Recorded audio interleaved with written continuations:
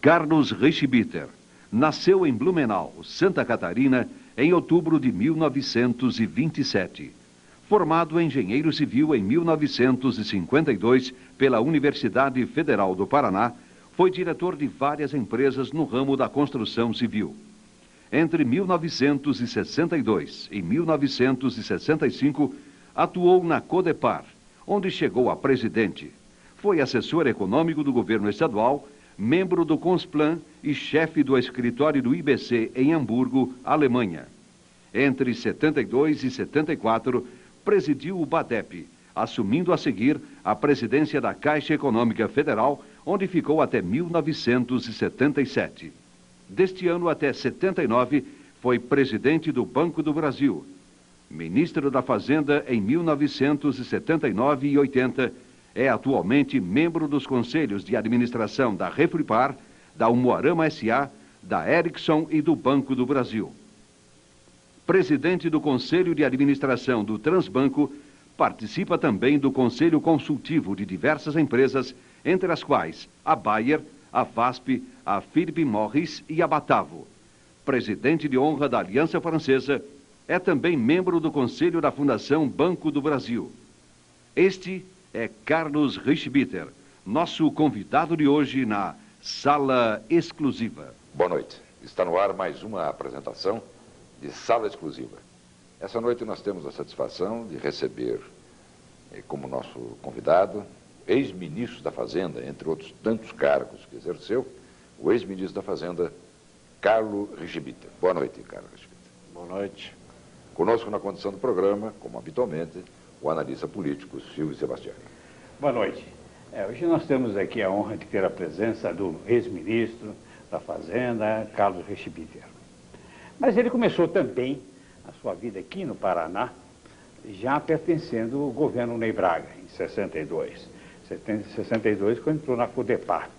E ali foi o início, talvez, ele vai nos explicar agora, foi o início, assim, da sua participação da vida política administrativa do Paraná. Nós vamos fazer uma pergunta ao ministro. Como é que o senhor começou com o Ney Braga, no governo Ney Braga? Como é que foi esse ingresso nesse governo? Bom, eu me formei em 52, engenheiro civil, pela Universidade Federal do Paraná, e trabalhei durante 5 anos no Norte do Paraná. Como engenheiro, eu enfrentei a poeira, a lama, naquele tempo não tinha asfalto nenhum. E depois eu fui para a Europa estudar, casei e resolvi que eu ia acalmar a minha vida. Eu vou ser funcionário público. E fiz concurso na Codepar, que na época, em 62, iniciava os trabalhos. Então, realmente, eu devo confessar que eu fui fazer o concurso da Codepar para ter uma vida mais calma. Minha mulher era funcionária da prefeitura, e disse, nós vamos acalmar. Filhos, de coisas dos filhos. Um mês depois eu estava trabalhando das 8 da manhã até as 9 da noite na Codepar. E foi talvez o período mais gratificante da minha vida. Porque naquele tempo nós estávamos construindo uma coisa nova, uma coisa que era nova não só como empresa, mas nova como concepção. Eu acho que isso foi muito importante. Era o novo Paraná que nascia. Era o novo Paraná que nascia. Não sei se os telespectadores sabem, foi criado por lei o Fundo de Desenvolvimento Econômico que recebia recursos de um adicional do então Imposto de Vendas e Consignações, que é hoje o ICM. E a Codepar era a companhia que gerenciava este fundo para financiar infraestrutura do Paraná, que o Paraná era muito carente. Nós não tínhamos energia. No primeiro ano do governo Ney Braga houve racionamento de energia elétrica. Segundo, não havia integração do sul do Paraná com o norte do Paraná. Então, este fundo financiou a Estrada do Café, que fez realmente a integração do norte com Curitiba. Então, foi uma época fantástica. Além de financiar implantação de indústrias, o que mudou, então, mas drasticamente, dramaticamente, eu diria, o perfil econômico do Paraná. Você chegou a ser presidente da Codepar? Sim, eu entrei com concurso, como engenheiro, depois fui chefe de setor de projetos, diretor técnico, que era o diretor encarregado dos projetos, e depois, quando o Leônidas Borio, que era o presidente, foi para o IBC, em 64, eu assumi a presidência por alguns meses. A verdade, confessa o ex-ministro da Fazenda, Carlos Schmitt, que no início da sua vida fez concurso público, foi ser funcionário para ter uma vida calma, tranquila, sedentária. De repente virou um cidadão do mundo, a correr pelo Brasil inteiro e a correr pelo mundo todo, não é? Até em função das atividades que veio a desenvolver. Agora, a Codepar é uma coisa importante. É, muito importante. Porque, na verdade, ali se planejou e ali se engendrou a concepção, como diz o Carlos Schmitt, de um novo Paraná. Foi ali que... Era um laboratório de ideias. Foi ali que se projetou um novo estilo de Paraná. Fale mais sobre isso, Schmitt. É importante que o Paraná conheça isso. Em 1960, quando o Ney foi eleito, o Paraná dependia fundamentalmente de café. Era uma monocultura. Qualquer geada no café destruía a economia e a receita do Estado. Nós tínhamos... A arrecadação do Estado era mais de 50% dependente de café. Então isso precisava ser mudado. E se fez ao mesmo tempo a diversificação da agricultura com milho, soja, trigo, e se fez o início da industrialização. Essa foi a mudança profunda que permitiu que o Paraná começasse a dar um salto muito importante na sua evolução. O senhor foi, inclusive, foi colega, então, do atual prefeito eleito, Cássio Taniguchi, que também veio para o Paraná, para Curitiba e para a Codepar. O Cássio foi funcionário meu, né? Foi funcionário da Codepar. Conheci naquela época sempre uma pessoa muito, muito séria. A mulher dele, a Marina, foi secretária da Codepar e do BADEP depois. Ela era, vamos dizer, a chefe administrativa do banco. Uma moça muito, muito competente, como é o Cássio. Vamos ser um pouco indiscretos. Quando ele falou o Cássio foi nosso funcionário, esboçou um sorriso. Foi de satisfação? Foi. Não, o Cássio sempre a gente pôde contar com ele, dava missões impossíveis ao Cássio e o Cássio resolvia. Desde então eu tenho uma amizade grande e uma admiração muito grande pelo Cássio. Nós estamos fora da eleição, de modo que podemos falar bem do prefeito eleito. Carlos Schmitt, alguém esteve aqui no nosso programa, um dos nossos convidados, e fez menção à turma de 52. O governo do Ney começou a ser arquitetado, construído em cima da turma de 52 da Faculdade de Engenharia. Saul Raiz. Turma que você pertence. Claro. Saul, Afonso, Osíris, Jucundino e alguns outros mais. Que eram da turma de 52. Né? O Saul e o Afonso, que depois, por motivos que não ia ao caso discutir, trilhou um caminho diferente do Ney, mas o Saul foi um homem muito importante nesse primeiro governo, porque ele era encarregado de concretizar a ligação de Curitiba com o norte do Paraná, Estado do Café. Não digo que foi a obra mais importante do governo do Ney em infraestrutura, porque se fez energia elétrica muito, fez armazéns e silos, mas o Saul foi muito importante. E o Afonso, que foi o primeiro presidente da Codepar, quando eu fiz o concurso, o Afonso era presidente. E o concurso foi um concurso limpo. Para valer. Para valer. Eu até me lembro que fazia quase 10 anos que eu tinha deixado a escola e não estava mais acostumado a fazer prova. Então eu estava muito, muito nervoso, me lembro até hoje. Mas foi bem. E da Codepar veio o BADEP? Sim, a Codepar foi transformada em BADEP, em banco, não me lembro, durante o governo Paulo Pimentel. virou o Banco de Desenvolvimento do Paraná, Certo. ao qual eu voltei, então, no governo Parigot de Souza, em 1972. Quer dizer, eu saí da Codepar, fui para o IBC, em 1965. Pois é, deixa eu interromper um pouco. De 62 a 65, trabalhou na Codepar e chegou à presidência da Codepar. Em 65 já se referiu, olhou Ornelas Borio, paranaense, assume a presidência do IBC e leva consigo o Carlos Richibita. E aí o Richibita vai parar na Alemanha. O IBC tinha, né, alguns escritórios no exterior, Nova York, Milão, Hamburgo, que era um dos importantes. Gênova. E eu fiquei trabalhando no Rio 1 ano e meio, no IBC, e o chefe do escritório do IBC em Hamburgo voltou para o Brasil, que era um amigo muito grande meu, que faleceu há 3 anos atrás, o Sr. Zigo Schindler. E então o Leônidas me perguntou se eu, falando alemão, falo bem, estaria disposto a ir para lá.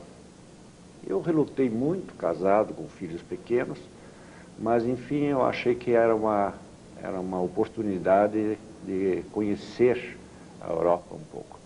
É importante, o escritório do IBC tinha na jurisdição de Hamburgo 16 países, que vinha desde a Hungria, passando pela Holanda e Bélgica, até Noruega, Suécia e Finlândia.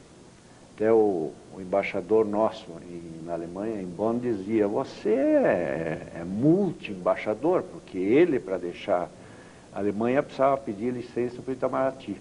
Eu podia viajar tranquilamente para Helsinki, onde eu fui, a Budapeste e tudo mais.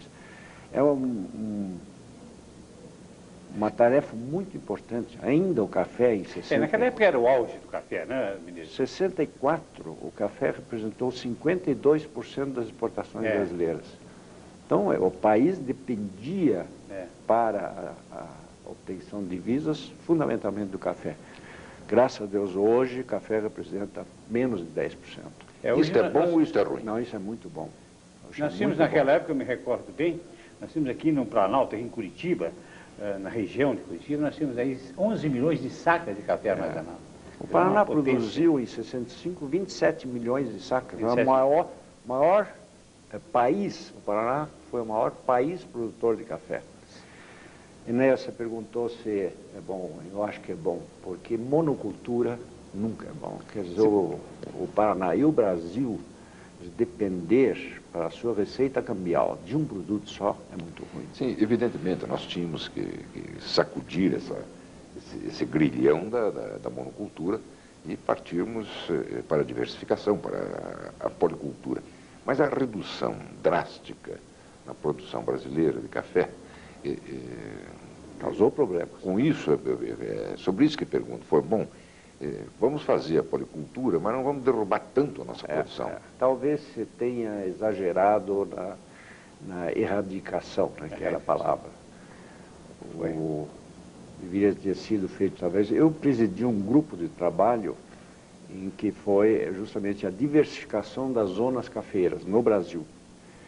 E eu acho que depois foi correto, mas nesse período, entre a saída do café e soja e trigo, o binômio que se instalou no norte do Paraná, teve um período muito difícil para o pessoal que saiu da cafeicultura.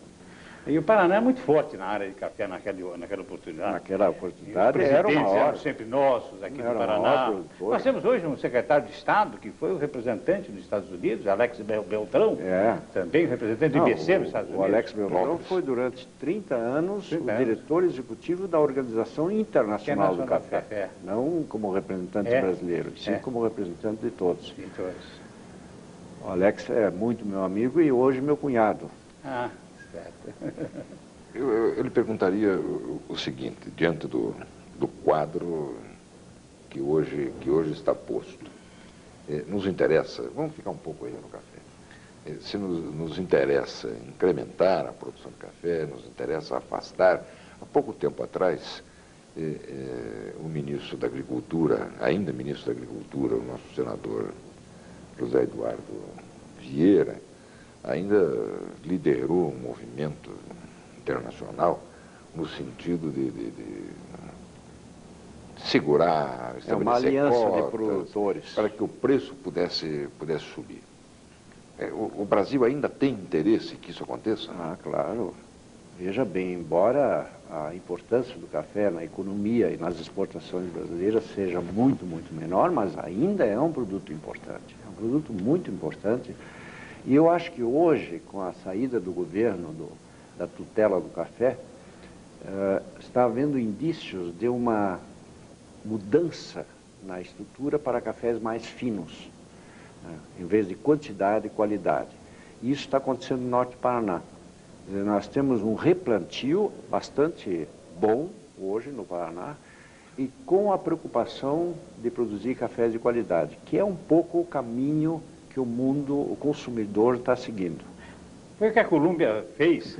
A Colômbia fez há anos atrás, né? Colômbia, o Brasil agora está fazendo. Alguns países centro-americanos e alguns países africanos que tinham sempre essa preocupação de café de qualidade. Aprimorar na qualidade. Para conseguir o melhor preço. O Brasil é diferente, o Brasil era na quantidade. Era na quantidade.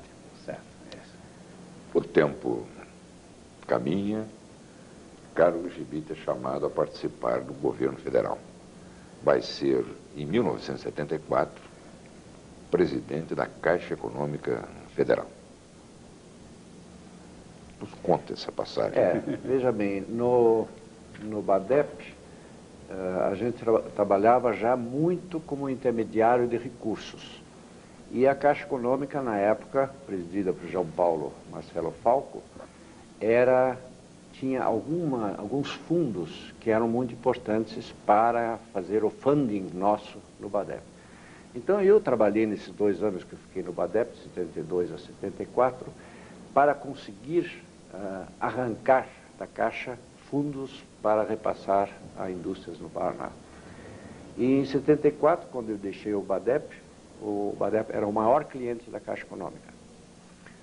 E o nosso ministro, governador, senador Ney Braga, tinha fantásticas relações com o presidente Ernesto Geisel. E ele levou alguns paranaenses para lá, entre os quais o Maurício Schumann, que foi ser presidente do BNH, e eu, que fui ser presidente da Caixa Econômica. E foi talvez a segunda época boa, ou muito gratificante da minha vida, porque a Caixa tinha acabado de ser unificada em 1970 e estava ainda em estruturação, não era uma coisa pronta. Então, durante 3 anos, eu pude ser um modelador dessa Caixa diferente que a gente concebeu, que era o Banco Social do Brasil. Quer dizer, nós criamos um fundo de apoio ao desenvolvimento social para financiar escolas, hospitais, que não existia. Não havia nenhum instrumento no Brasil que financiasse, vamos dizer, empreendimentos sociais. Então, foi encaminhada uma lei ao Congresso, que foi aprovada, e a Caixa passou a atuar muito fortemente nesse segmento, além da sua condição de financiamento da habitação. Nós trabalhamos muito juntos, o Schumann e eu, e a Caixa era, naquela época, em 74, 75, uma loucura de recursos, porque a caderneta de poupança crescia. Nós tivemos um ano, eu acho que foi 75, em que nós tivemos um crescimento real de 105% nos depósitos. Então, era um negócio que a gente não sabia o que fazer com o dinheiro, né? E tinha que inventar coisas. Então, fizemos essa coisa, e eu me lembro que o presidente Geisel, das poucas vezes que ele falou comigo, porque ele era militar respeitando a hierarquia, ele só falava com o ministro, não falava com o presidente do Banco do Brasil, o presidente da Caixa. Mas uma vez ele ligou para mim me felicitando. Eu quero lhe dizer, senhor Schlitter, que estou gostando muito. Pronto. Isso, elogio. Era o máximo. Mas foi uma época boa, a Caixa. e o que houve com a Caixa Econômica, que saiu de uma época boa, quando lá esteve Richibiter presidindo-a, para hoje, onde vive percalços, dificuldades, problemas. Veja bem, Dizem até.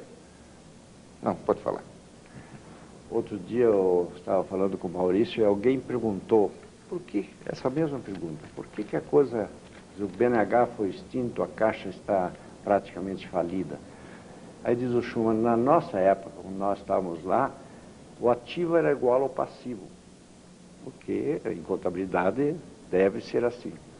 Mas se criou uma lei de compensações salariais, é uma coisa complicada, e ela desequilibrou a receita e a despesa.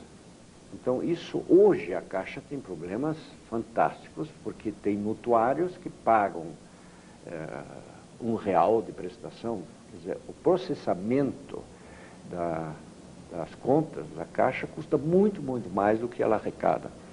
Agora, semana passada, foi feito essa nova regra, vamos dizer, essa medida nova, que permitirá, eu acho, a Caixa, dentro de meio ano, ou a partir do ano que vem, eu imagino, ter de novo uma situação tranquila e sólida. Isso quer dizer que Mas sim. você acha que só né, problema da habitação e funcionalismo também, ou não? A Caixa, ela deve ter, como todos os órgãos federais, um excedente de funcionários, um inchaço. Mas não é muito grave. E não é isso que trouxe problemas terríveis. Quer dizer, o problema é... Mas foi o BNH que criou o problema para a Caixa? Não o BNH, porque o BNH... Na incorporação? Sei eu. É muito difícil analisar isso. A gente teria que ter Exatamente dados. por isso, porque a Caixa Econômica sempre teve um papel social muito grande. Social no sentido de estímulo, de incremento à comunidade, de atendimento às necessidades básicas. Financiamento de casa própria e nas classes, vamos dizer, as primeiras que puderam entrar nessa faixa. A Caixa sempre foi a grande financiadora dessa camada da população. E isso ela perdeu por falta de recursos. Há alguns anos a Caixa Econômica parou de financiar habitação, parou de financiar saneamento e outros equipamentos Mas urbanos, ela assumindo o problema do BNH, acho que foi isso que trouxe, não? Foi isso que levou a Caixa a isso. Não foi só o problema da incorporação, mas eu acho que foi um dos problemas que agravou a situação da Caixa. O próprio funcionalismo que entrou para dentro da Caixa. Se imaginar que um regime diferente que era o BNH para dentro da Caixa, foi dramático, foi dramático. Eu acho que foi um dos grandes erros que se cometeu. Com a sua experiência de organizador da Caixa Econômica, aqui foi bem dito, em algum momento a Caixa Econômica passou a se unificar, não é? E foi o período em que Richibiter esteve na presidência da Caixa Econômica. Com a experiência de quem presidiu a Caixa nesta fase, com a sua experiência de homem ligado à economia, à finança e à vida pública e à iniciativa privada também, com esse cabedal de conhecimentos, o que recomendaria para que a Caixa se revitalizasse? Bom, eu acho que hoje os tempos são outros. Imaginar que a Caixa poderia voltar a ser o que foi, não. Eu acho que a Caixa tem que se transformar numa estrutura mais regionalizada, com mais autonomia, o que eu acho que deve acontecer no Brasil inteiro, inclusive com outros órgãos do governo. E ir para a sua origem, voltar à sua origem, quer dizer, financiamento de casa própria. Nós temos uma carência fantástica no Brasil de casa própria. Então, a Caixa se associar às Coabs, às iniciativas regionais, municipais, eu acho que tem que repensar a Caixa realmente hoje. Quer dizer, não tentar fazer ela voltar ao que ela era, e sim fazer muitas caixas. Descobrir novos caminhos. Novos caminhos para a Caixa Econômica. Ministro, eu faço uma pergunta dentro desse setor, seguinte. A gente vê que a Caixa, que o senhor acabou de dizer, que está com esse problema financeiro por causa do sistema financeiro de habitação. Agora, os bancos também estão no mesmo sistema financeiro de habitação, e os bancos não têm esse problema. Será que não foi uma má gerência da própria Caixa? Mas veja bem, hoje o sistema de poupança e empréstimos, de captação de caderneta de poupança, que no meu tempo era mais de 50% era a Caixa Econômica. Isso foi diluído entre o sistema bancário, e eu não sei, não tenho os números hoje, mas a Caixa tem muito menos. Mas os bancos privados, foi permitido a eles usar recursos de poupança para outros financiamentos que não no sistema habitacional. Então isso permitiu aos bancos gerenciar melhores recursos do que a Caixa, que ficou presa numa camisa de força dentro do sistema que estava começando a ficar muito inadimplente. Então a Caixa, por imposição do governo, ela estava num setor com grande inadimplência e não podia sair dela, enquanto os bancos privados tiveram mais liberdade de remanejar esses recursos e aplicando-os em financiamentos mais lucrativos. Estão lucrando com isso, evidentemente. Então, as dificuldades do sistema financeiro brasileiro não têm a origem na caderneta de poupança, são de outra origem. Perfeitamente. Ex-ministro da Fazenda, Carlos Richibite. Nós vamos fazer uma breve pausa em nosso programa e voltamos logo a seguir, com Sala Exclusiva.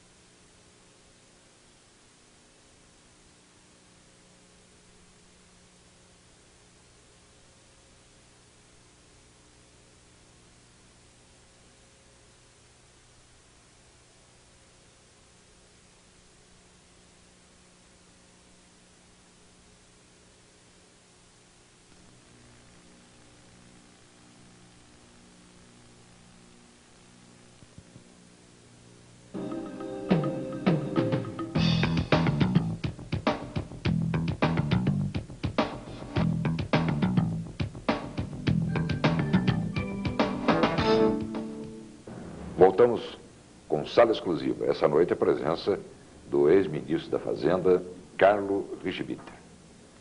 Ao final do bloco anterior, nós também finalizávamos uma conversa sobre a Caixa Econômica Federal, entidade da qual o Carlos Richibite foi presidente.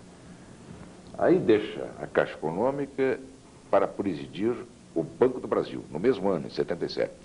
78. 78. 78, não, 77. 77, fevereiro, por aí. Deixou a Caixa e em seguida assumiu o Banco do Brasil. Com a saída do ministro da Indústria e Comércio, a briga, o nosso amigo falecido, esqueço o nome dele, Ângelo Calmon, que era presidente do Banco do Brasil, foi assumir o Ministério da Indústria e Comércio e eu fui convidado pelo então ministro Simonsen para ir para o Banco do Brasil. Claro, a Caixa era uma coisa, o banco é uma coisa completamente diferente. Eu, às vezes, até quando dizia que, mas como é que é a diferença de Caixa para o banco? A Caixa era como uma bicicleta que você pegava o guidão, virava e ela ia para onde você queria. O Banco do Brasil é um transatlântico.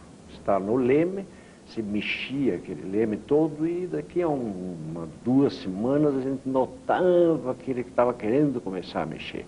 Estrutura muito pesada, muito militar. O Banco Brasil é são os militares civis, sempre digo, os funcionários. Né? Vamos traduzir isso, Luiz Felipe. Vamos traduzir o que é isso. É uma estrutura muito hierarquizada e muito militar. Quer dizer, é hierarquia mesmo, manda e obedece. Tem a famosa SIC, a codificação de instruções circulares. Eu levei um ano para saber o que significava a SIC, mas a SIC comandava tudo, não é o presidente do banco, é a tal SIC, que era todas as regras do banco.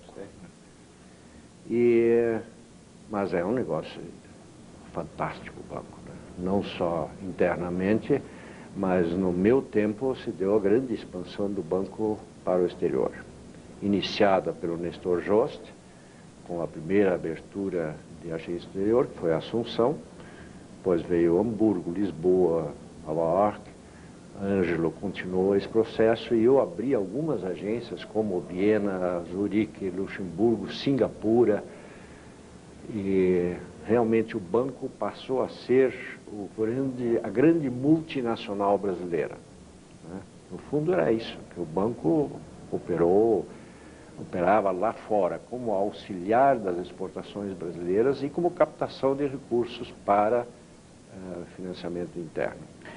Ministro, o Banco do Brasil, a impressão que eu tenho, o Banco do Brasil nessa época, o comando era efetivamente do presidente. Eu não sei se faço bem a pergunta, porque eu me lembro que antigamente não tinha diversas carteiras, e todas essas carteiras tinham um poderio seu próprio.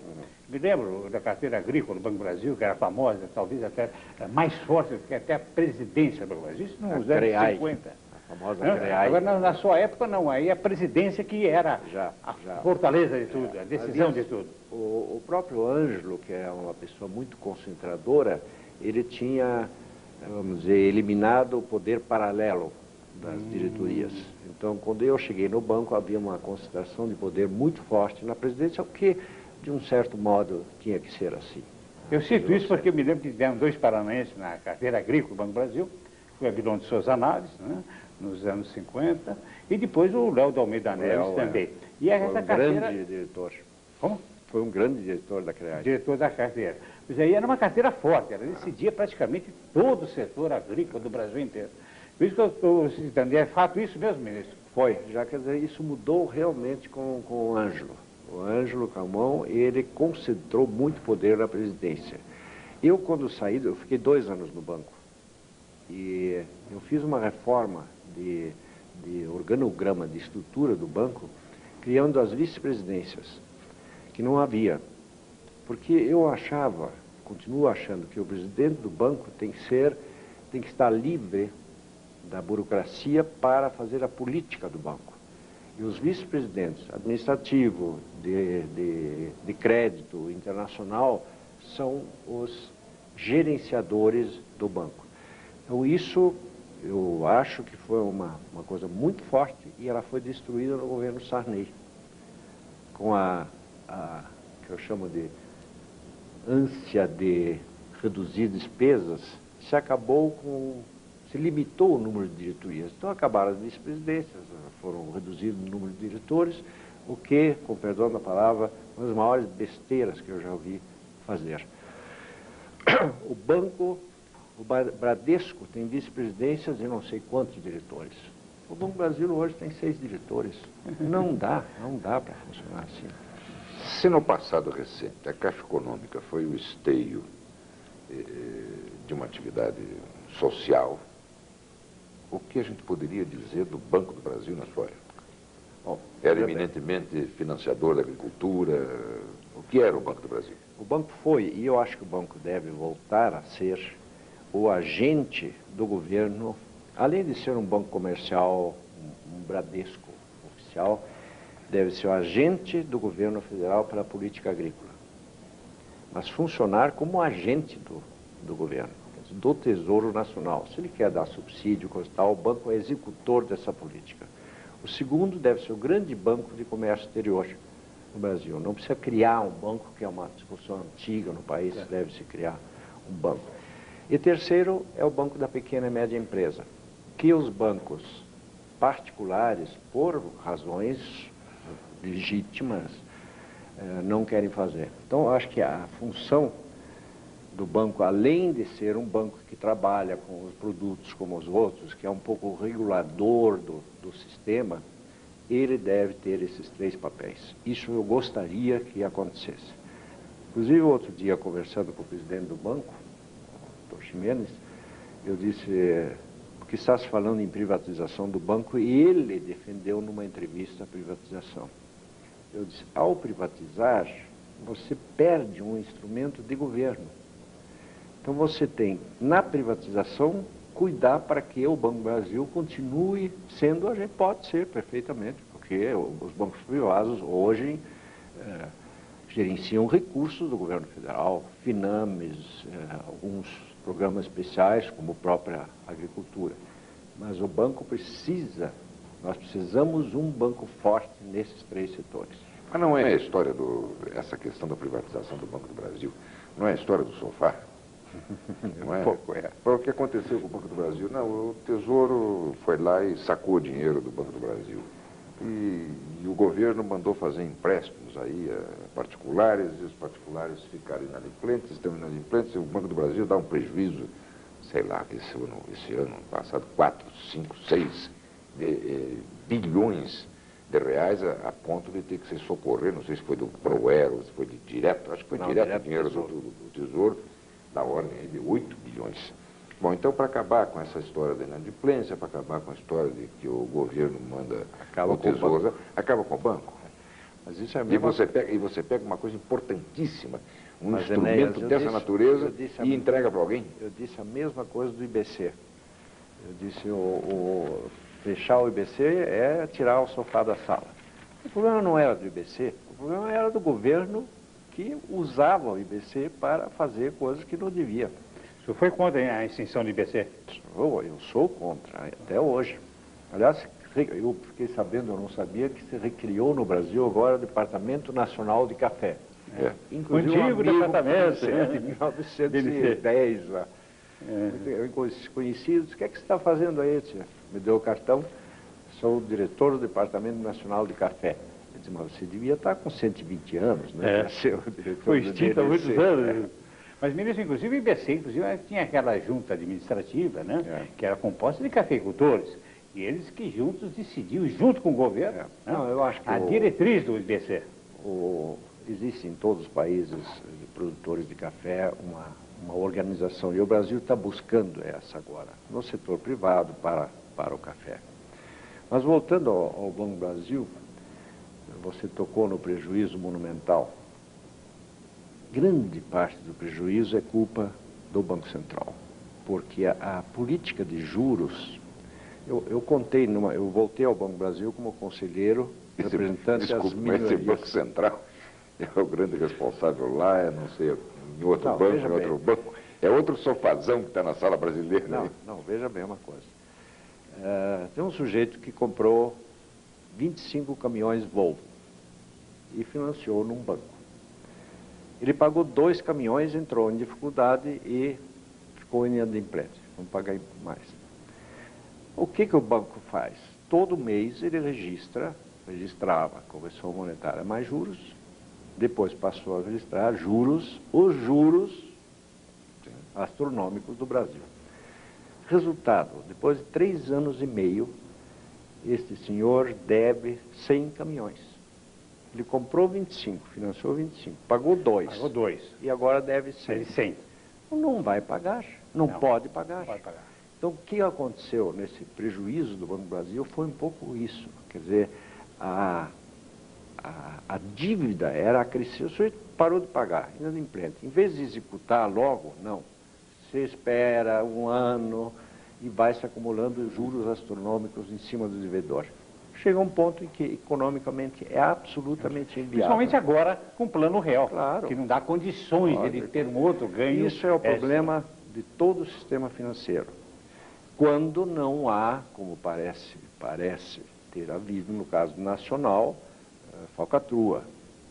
No caso do econômico, parece, estou dizendo, não estou fazendo um julgamento. Mas as grandes dificuldades são essas. Quer dizer, a taxa de juros que inviabilizou bancos e inviabilizou empresas.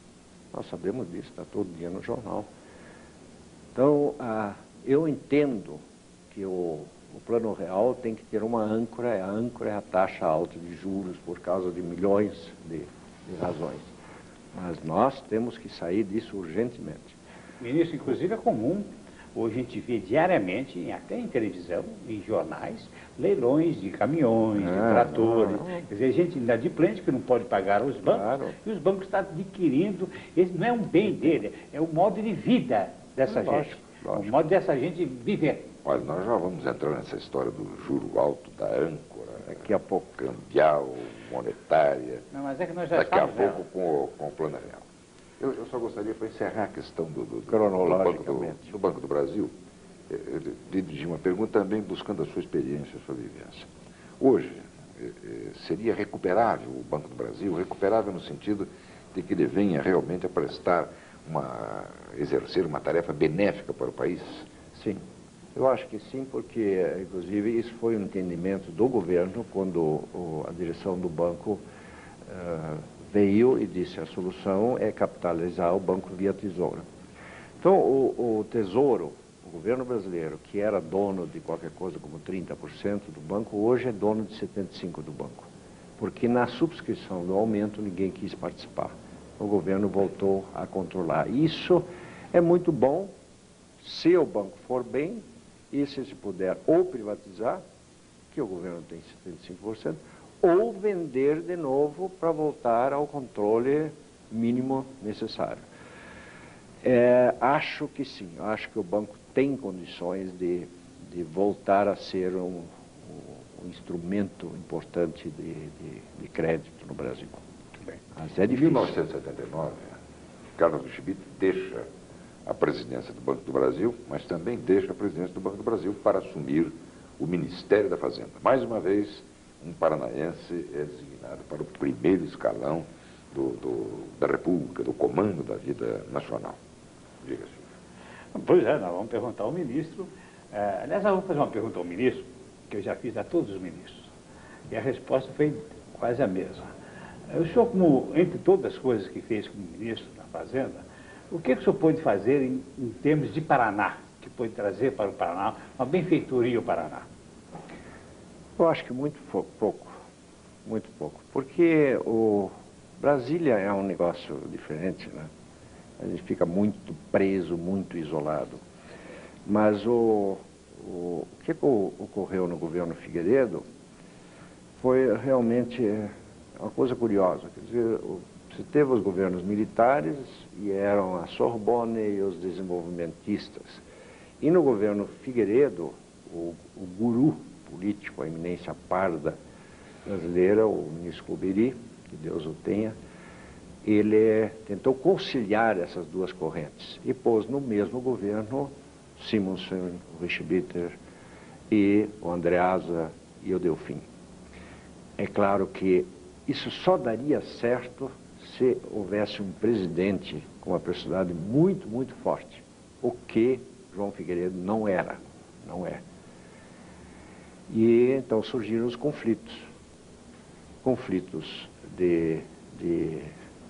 dizer, de filosofia, de atuação, e o que aconteceu foi que não durou um ano, estavam fora os Sorbonne. O Simon saiu primeiro, depois saí eu e ficou um outro governo, um governo uno, sem atritos internos do governo. Essa foi a grande razão da minha saída, que eu discordei totalmente do Delfim, que é meu amigo até hoje. Quer dizer, a discordância nossa foi puramente profissional. Ministro, eu fiz essa pergunta pelo seguinte, a todos os ministros eu fiz a pergunta, e eu quero marcar isso, uma posição do paranaense. O paraense, ele é tímido e muito sério. Ele é muito característica sério. Triste nossa. Característica nossa do paranaense. Então ele vai para o governo federal e ele faz trabalho bonito, sério, em todo o Brasil. E não puxa o lado paranaense. E todos os ministros que nós tivemos aqui, todos eles fizeram a mesma resposta que a sua. É verdade. Não pude fazer nada pelo Paraná, porque eu ajudei o Brasil e tal. Já acontece completamente diferente com o homem do Nordeste. eles procuram puxar para o Nordeste e até com prejuízo ao Sul.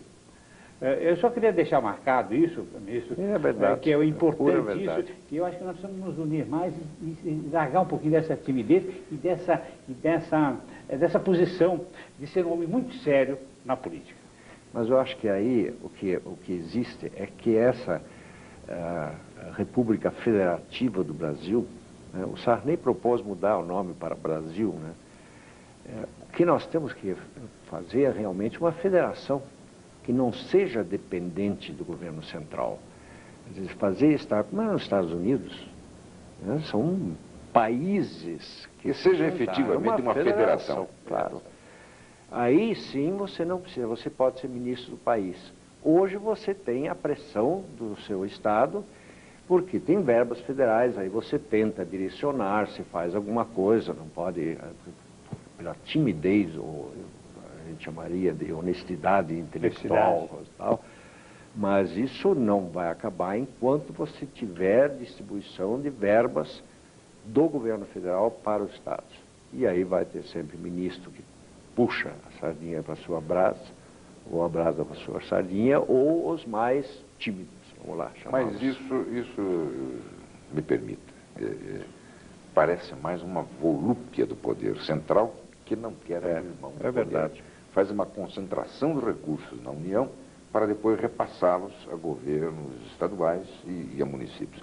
Quando o correto seria uma reformulação, me parece isso. É isso que eu estou advogando. Reformula-se as tarefas, as obrigações de cada nível do governo e o dinheiro já fica lá. Lógico, não é? Muito melhor. Ministro da Fazenda, 79 e 80. A inflação hoje anda o quê? Pela casa de 1% ao mês, qualquer coisa assim. Como era a inflação naquele tempo, presidente? Bom, nós tivemos uma baixa de inflação de 64 até 79, e justamente o ministro Delfim, desenvolvimentista, acha melhor ter inflação e crescimento do que o contrário. Então a inflação começou a subir, há dúvidas muito sérias sobre a inflação de 79 e 80 no país, na metodologia da Fundação, mas enfim, a inflação que estava na casa dos 20% ao ano, ela rapidamente foi para o patamar de 100%. E 2 anos depois foi para o patamar de 200% e aí ficou até o fim do governo Figueiredo. Então a inflação era alta, mas como você tinha, e isso foi aumentado, a correção monetária que se espalhou por tudo. A correção monetária, quando foi criada, era para permitir a colocação de títulos de longo prazo. E ela virou correção monetária diária, no fundo. Que aí era a coisa que era um remédio passou a ser um veneno para a economia. Então, o Plano Real acabou com essa parte das dificuldades da economia brasileira. Muito bem. Em 1980, deixa o Ministério da Fazenda e de lá para cá não exerce mais cargos públicos executivos, vamos dizer assim, embora pertença a conselhos. Sim, só com uma recaída no governo Sarney, em que eu assumi a presidência do IBC por 5 meses e meio, que eu me arrependi profundamente. Só para registrar. Muito bem, mas de lá para cá passa basicamente a atuar na iniciativa privada e com amplo sucesso, com muito êxito, inclusive com fatos marcantes para o Paraná. Como ministro da Fazenda, o que pôde fazer pelo Paraná? O ministro da Fazenda não pode sair dando dinheiro para o Estado, porque não pode, não é, Chivito? Mas pode fazer o três cantos. Manda, não sei se no seu tempo tinha já ou não, acho que não tinha, a Secretaria do Tesouro, libera para o seu Estado o seguro do outro, pode dar prioridade. Não confesso nada. Mas claro, todos os paranaenses... Mas, Ernesto, quando eu saí do governo, eu tomei uma decisão de assinar só cheque meu. Quer dizer, eu não tomei a decisão de não ser executivo. E isso aconteceu com a primeira grande, a Volvo, que quando veio, se instalou, ela era uma companhia de capitais privados e governo do Paraná, mais os capitais suecos. E havia um conselho com muita força, e como eu era respeitado tanto pelos suecos como pelos brasileiros, eu fui eleito presidente do conselho, que fui durante 14 anos na Volvo, né? Eu deixei a Volvo há quase 2 anos atrás, por decisão minha também.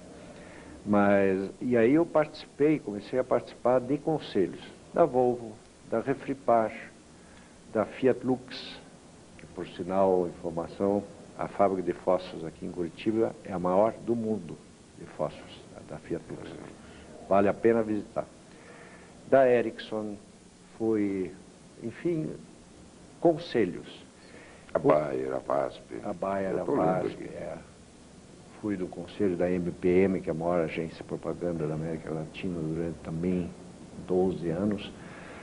E isso me permitiu o seguinte, quer dizer, eu sempre dizia, você como presidente do Banco do Brasil, ministro da Fazenda, você tem um leque de assuntos, você se restringir a uma coisa só teria sido muito difícil para mim. Mas com essa presença em conselhos, eu dizia, desde o palito de fósforo até o caminhão pesado, passando por geladeiras e outras coisas. O que me deu muito prazer, né, participar assim da vida de empresas em setores muito diversos. O senhor, na sua ligação com o governador Jaime Lerner, o senhor não participou, não quis participar do governo Jaime Lerner? Nem como conselheiro? Não, conselheiro, quer dizer, eu estou ligado ao governo, de uma certa forma, pelo IPD, né, o Instituto Paraná de Desenvolvimento, que é uma empresa privada, só de empresas que têm interesse no Paraná, mas que é um pouco... um amigo meu me disse, vocês recriaram a Codepar? Eu disse, não é isso. Mas realmente nós trabalhamos um pouco em sintonia com o governo. Mas olhando os problemas do Paraná do ponto de vista dos empresários e não do ponto de vista do governo. E tentando que essas duas visões se integrem para o bem do Paraná. Essa é a ideia fundamental. Olha, o Paraná há pouco conquistou a possibilidade de ter aqui a fábrica de automóveis da Renault. E continua o esforço no sentido de trazer a indústria automotiva, a maior quantidade possível, para o nosso Estado. Mas é preciso fazer um registro histórico e fazer justiça. A primeira indústria automotiva no Paraná, e a única até hoje, é exatamente a Volvo. E se deve ao trabalho, e se deve muito ao trabalho do Carlos Schibiter, a instalação da Volvo aqui no Paraná. Foi uma luta muito, muito grande e demorada. Eu gostaria, Silvio, de explicar ao Schibiter o seguinte. Habitualmente no nosso programa, nós convidamos algumas pessoas para dirigirem perguntas ao nosso entrevistado aqui no estúdio, gravamos essas perguntas. Hoje eu preciso pedir desculpas a esses dois convidados, o jornalista econômico Pedro Ribeiro, jornalista da Gazeta do Povo, e ao diretor do Jornal do Batel, Luiz Gonzaga de Matos, que foram os nossos convidados, gravaram as perguntas, mas por uma questão de ordem técnica, hoje nós não conseguimos utilizar essas indagações.